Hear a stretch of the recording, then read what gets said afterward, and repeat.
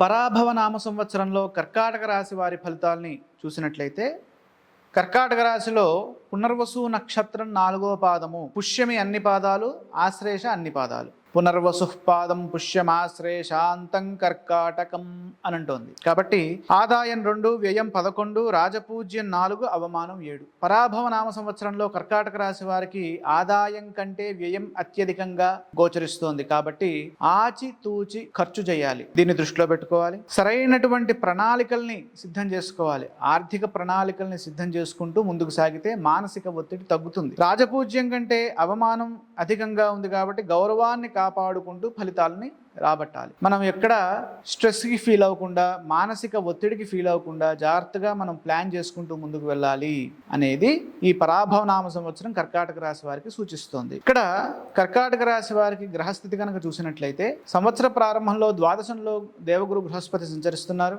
అలాగే సంవత్సర పూర్వార్ధములో ద్వాదశం, ఉత్తరార్ధంలో జన్మరాశిలోకి వస్తారు. అంటే ఎప్పుడు జూన్ 1 నుంచి జన్మరాశిలోకి వస్తారు.